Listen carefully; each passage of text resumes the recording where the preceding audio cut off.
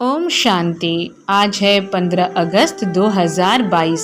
आज है स्वतंत्रता दिवस। सभी को मुबारकबाद देते हुए आइए सुने बाबा की मीठी मधुर वाणी। प्रातः मुरली। बाप दादा मधुबन। मीठे बच्चे, तुम हो ईश्वर के एडॉप्टेड बच्चे। तुम्हें पावन दुनिया का वर्षा लेना है। यह अंत का समय है, इसलिए पवित्र जरूर बनना है। प्रश्न: इस समय के मनुष्यों को ऊंट पक्षी शुतुरमुर्ग का टाइटल दे सकते हैं, क्यों? उत्तर में बाबा बोले, क्योंकि ऊंट पक्षी जो होता उसे कहो उड़ो तो कहेगा पंख नहीं, मैं ऊंट हूँ। बोलो अच्छा सामान उठाओ तो कहेगा मैं पक्षी हूँ। ऐसे ही आज के मनुष्यों की हालत है। जब उनसे पूछा जाता तुम अपने को देवता के बजाय हिंदू क्यों कहलाते हो, तो कहते देवताएं तो पावन हैं, हम पतित हैं। बोलो अच्छा, अब पतित से पावन बनो तो कहते फुर्सत नहीं, माया ने पवित्रता के पंख ही काट दिए हैं, इसलिए जो कहते हमें फुर्सत नहीं वह है ऊंट पक्षी। तुम बच्चों को ऊंट पक्षी नहीं बनना है। गीत है ओम नमो शिवाय। ओम शांति। यह किसने कहा अपने से प्रश्न पूछना है? यह किसने कहा अपने से प्रश्न पूछना है? ओम का अर्थ मनुष्यों ने अनेक प्रकार का बनाया है। बाबा कहने से 1 सेकंड में वर्षे के अधिकारी बन जाते हैं। बच्चा पैदा हुआ कहेंगे वारिस पैदा हुआ, फिर सगीर से बालिग होता है। यहाँ भी ऐसे है, बाबा को जाना पहचाना और वर्षे का मालिक बने। क्या है यहाँ का टैक्टिस? बाबा को जाना पहचाना और वर्षे का मालिक बने। यहाँ तो तुम बड़े हो ही, आत्मा को बाप का परिचय मिला, सेकंड में बाप का वर्षा मिला। बच्चा पैदा होने से ही समझेंगे बाप की जायदाद का वर्षा पाएंगे। यह है बेहद का बाप। कहते हैं हे बच्चे, आत्मा ने जाना बाप आया हुआ है। तुम बच्चे जानते हो हम बाप से कल्प कल्प राजधानी लेते हैं, जैसे तुम सेकंड में विश्व के मालिक बन जाते हो। ओम माना अहम, मैं आत्मा, यह मेरा शरीर। मैं आत्मा किसका बच्चा हूँ? परमात्मा का। बाप भी कहते हैं मैं ओम परम आत्मा हूँ, मुझे अपना शरीर नहीं है। कितनी सहज बात है। वह समझते हैं ओम माना भगवान, तो सब भगवान हो गए। भगवान तो है ही एक। वह कहते हैं मैं तुम्हारा बाप हूँ। परम आत्मा माना परमात्मा, किसको सारी दुनिया पुकारती है, हे पतित पावन आओ। परमात्मा जिसको सारी दुनिया पुकारती है, हे पतित पावन आओ। ऐसे कोई भी नहीं कहेंगे कि परमपिता परमात्मा की आत्मा मेरे द्वारा तुमको राजयोग सिखलाती है। किसको पता ही नहीं है। न मालूम होने के कारण श्री कृष्ण भगवान का नाम लिख दिया है। उसने राजयोग सिखलाया। वह पतित पावन उसको कह नहीं सकते। वह तो है स्वर्ग का पहला बच्चा। जो पहले में है वह पिछाड़ी में भी होगा, इसलिए उनको श्याम सुंदर कहते हैं। पहले नंबर में है श्री कृष्ण, फिर 84 जन्मों के बाद उनका नाम ब्रह्मा एडॉप्ट होता है। बाप आकर बच्चों को एडॉप्ट करते हैं। बाबा ने क्या कहा? पहले नंबर में है श्री कृष्ण, फिर 84 जन्मों के बाद उनका नाम ब्रह्मा एडॉप्ट होता है। बाप आकर बच्चों को एडॉप्ट करते हैं। तुम हो एडॉप्टेड बच्चे, ईश्वर के बच्चे।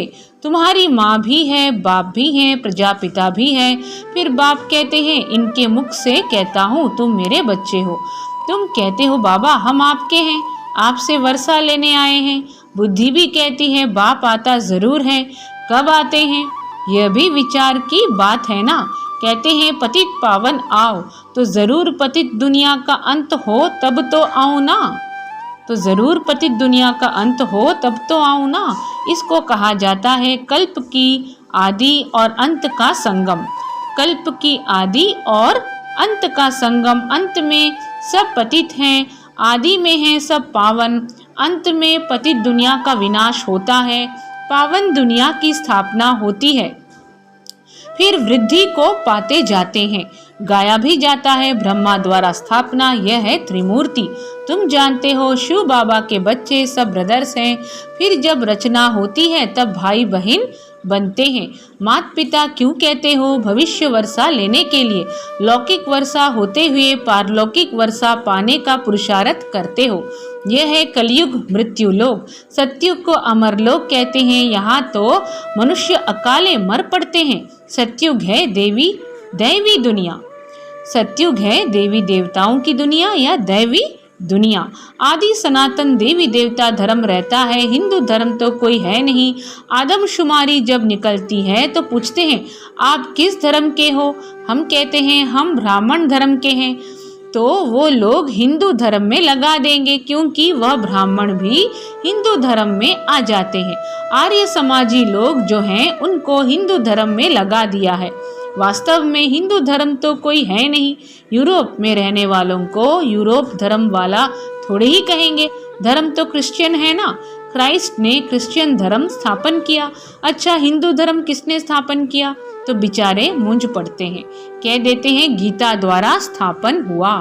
तो समझाया जाता है गीता के द्वारा तो आदि सनातन देवी देवता धर्म की स्थापना हुई। तुम तो देवता धर्म के हो।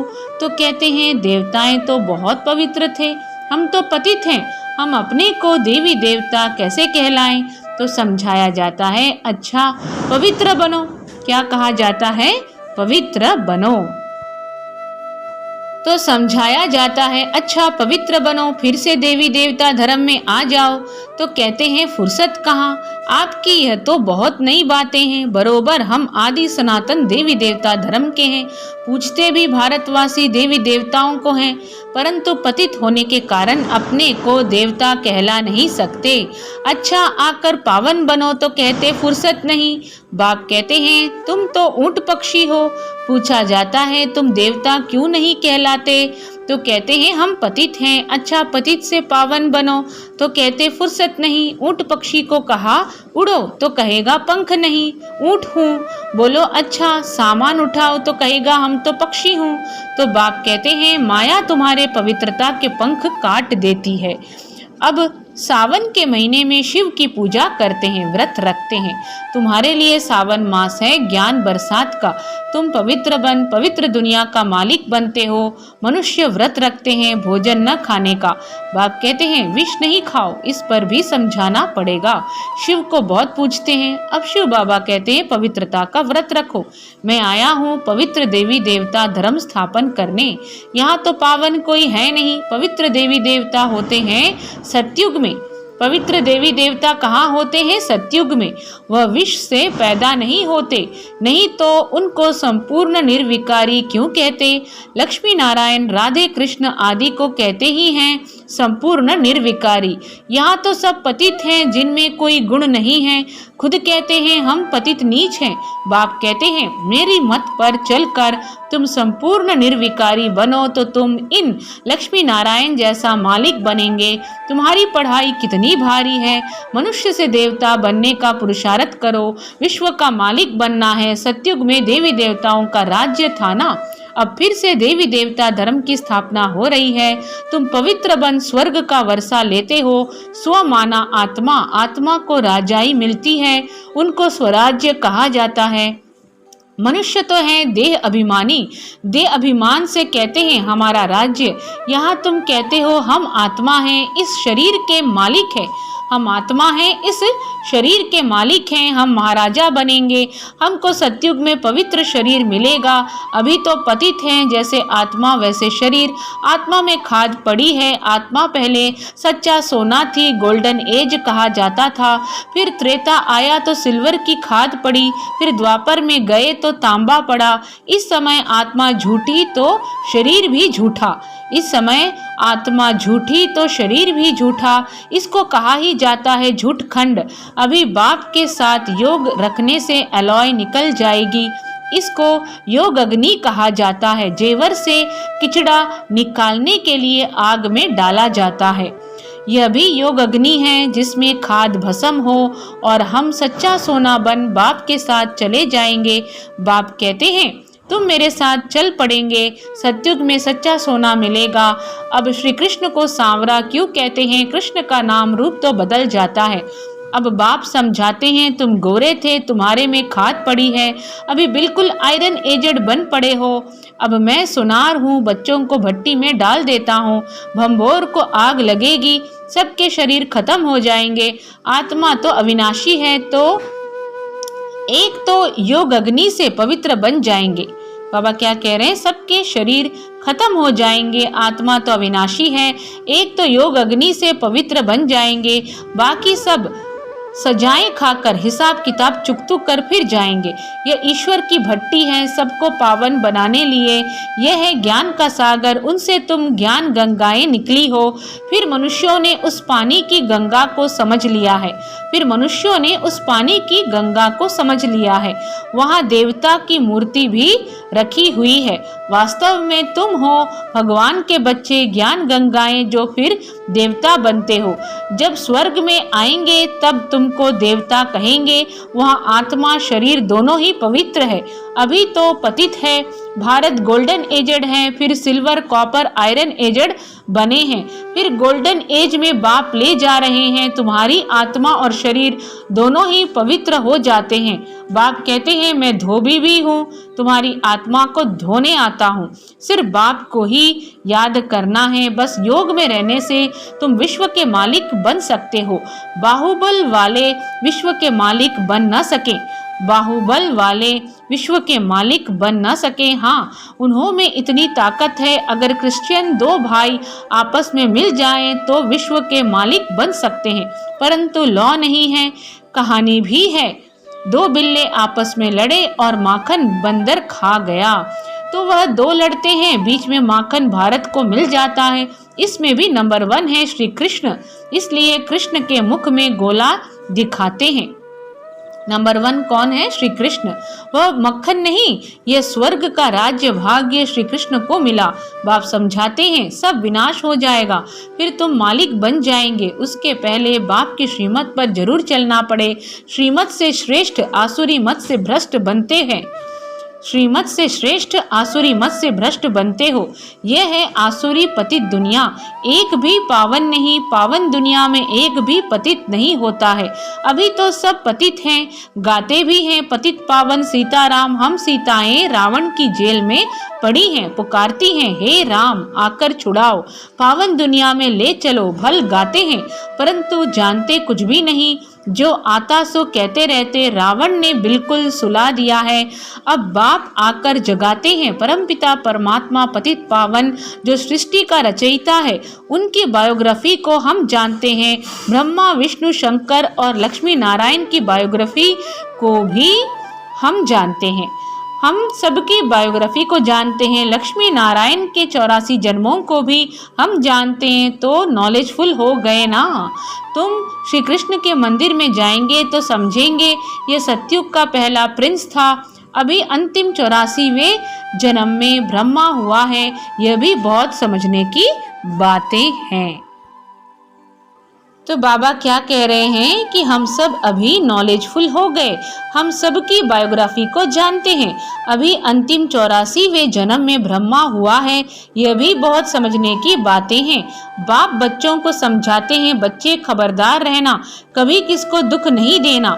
बाप तो दुख हरता सुख करता है ना। तुम भी 5 विकारों का दान देते हो, दे दान तो छूटे ग्रहण, ग्रहण लगता है तो फकीर लोग कहते हैं दे दान। अब बाप कहते हैं, मेरे लाडले बच्चे विकारों का दान दो तो सर्वगुण संपन्न बन देवता बन जाएंगे, दुख का ग्रहण छूट जाएगा, तुम सुखधाम के मालिक बन जाएंगे। इसलिए 5 विकारों का दान लिया जाता है। यह तो अच्छा है ना। अभी तुम्हारे ऊपर विकारों का ग्रहण लगने से एकदम काले बन पड़े हो। हम तुम्हारे से विकार ही मांगते हैं और कुछ नहीं मांगते। बाप समझाते हैं, अब तुम बच्चों को आत्माभिमानी बनना है। मैं आत्मा हूँ, परमात्मा को याद करना है। वर्षा उनसे लेना है, इसलिए देही अभिमानी बनो। देवताएं आत्माभिमानी बने हैं। अब मुझ बाप को याद करने से ही तुम्हारे पाप भस्म होंगे। हम रक्षा करेंगे, तुम मुझे याद ही नहीं करेंगे तो रक्षा क्या करेंगे। बाप कितना समझाते हैं। यह बातें कोई शास्त्रों में नहीं है, वह है भक्ति मार्ग की सामग्री। बाप तो तुम्हें सदगति में ले जाने के लिए पढ़ाते हैं।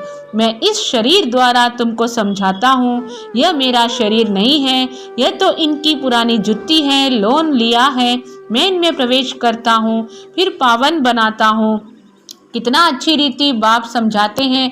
अच्छा, मीठे मीठे सिखी लधे बच्चों प्रति माता पिता बाप दादा का याद प्यार और गुड मॉर्निंग। रूहानी बाप की रूहानी बच्चों को नमस्ते।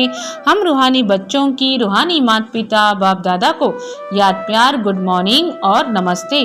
आज की धारणाएं हैं, बाप की श्रीमत पर चलकर संपूर्ण निर्विकारी बनना है। बाप की श्रीमत पर चलकर संपूर्ण निर्विकारी बनना है। पढ़ाई से विश्व की राजाई लेनी है। आत्मा में जो खाद पड़ी है उसे योग अग्नि से निकालना है। आत्माभिमानी बन बाप को याद करना है। जितना याद में रहेंगे उतना बाप रक्षा करता रहेगा। वरदान है, मेरे मेरे को तेरे में परिवर्तन कर श्रेष्ठ मंजिल को प्राप्त करने वाले नष्टो मोहाभव। मेरे मेरे को तेरे में परिवर्तन कर श्रेष्ठ मंजिल को प्राप्त करने वाले नष्टो मोहाभव। जहाँ मेरापन होता है वहाँ हलचल होती है। मेरी रचना, मेरी दुकान, मेरा पैसा, मेरा घर, यह मेरापन थोड़ा भी किनारे रखा है तो मंजिल का किनारा नहीं मिलेगा। तो बाबा क्या कह रहे हैं, जहाँ मेरापन होता है वहाँ हलचल होती है। मेरी रचना, मेरी दुकान, मेरा पैसा, मेरा घर, यह मेरापन थोड़ा भी किनारे रखा है तो मंजिल का किनारा नहीं मिलेगा। श्रेष्ठ मंजिल को प्राप्त करने के लिए मेरे को तेरे में परिवर्तन करो। हद का मेरा नहीं, बेहद का मेरा, वह है मेरा बाबा। बाबा की स्मृति और ड्रामा के ज्ञान से नथिंग न्यू की अचल स्थिति रहेगी। बाबा की स्मृति और ड्रामा के ज्ञान से नथिंग न्यू की अचल स्थिति रहेगी और नष्टो मोहा बन जाएंगे। स्लोगन है, सच्चे सेवाधारी बन, निस्वार्थ सेवा करते चलो तो सेवा का फल स्वतः मिलेगा। सच्चे सेवाधारी बन, निस्वार्थ सेवा करते चलो तो सेवा का फल स्वतः मिलेगा। ओम शांति।